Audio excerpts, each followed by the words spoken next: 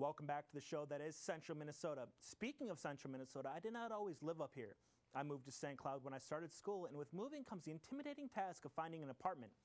Many students here at St. Cloud State find themselves moving into an apartment or a house for a year at a time. This exclusive look into the rental housing world will offer insight for those uncertain of what to do next. Check it out. Read over the lease. Make sure you know what you're getting into. Make sure that you have the money.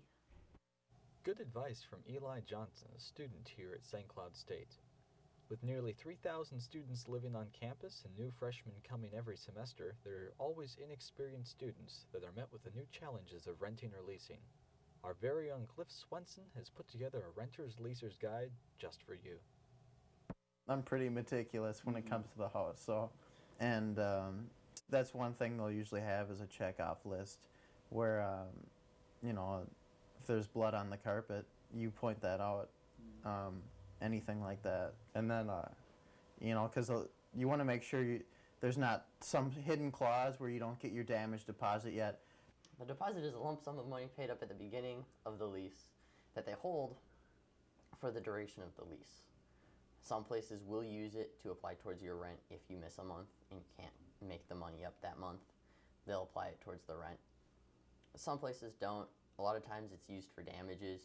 And the agreement itself, well, you look for anything that might be of interest to you, pets, whether you can get out early or not, if you're forced to move, and what you'd have to pay to get out early. They never mention utilities. You know, you look at it, it says what the deposit is, how big it is, how much rent is per month, what that covers. A lot of them don't cover all the utilities, so make sure you budget extra money in for utilities. Other terms and conditions such as noise, parties, whether or not you're allowed to have firearms or other weapons, bows, stuff like that, you know, just general stuff that could or could not impact your life. Conditioning of the property, you're looking for upkeep. Does it look like a dump? You know, it's probably going to be empty when you're looking at it, or they're going to have a special one that they keep fairly nice for you to look at. But if it's empty, you want to make sure that the paint's still good, you know, tiles are all good, you know, all the appliances work, all the appliances are there, stuff like that. The windows are all there, they all close, they're not broken, the lights all work, stuff like that. Location, that's probably one of the more important aspects to look at. What are you capable of logistically speaking? Do you have a vehicle? Will it get you from point A to point B, you know, reliably? Are you going to need a new parking permit to park on campus, an off-campus parking permit? Are you willing to just park off campus and walk? Is the apartment close enough to campus to walk? Some apartments are, some apartments aren't. Many apartments will say if they're on a bus route, you know, because bus routes are, in essence, free transportation for college students. Plus, it's a lot warmer to take the bus. Finding a new place to live can be a bit overwhelming, but with a little patience and direction, you can find some great new living quarters. I know that I did not like having to find an apartment up here. There are just so many to choose from.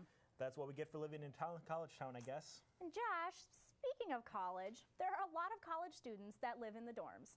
And with living in the dorms, they are able to enjoy the fine dining that St. Cloud State University has to offer. Garvey Commons, which is connected to Sherburne Hall, is open from 7 a.m. until 7 p.m. and can satisfy your hunger with many kinds of delicious foods.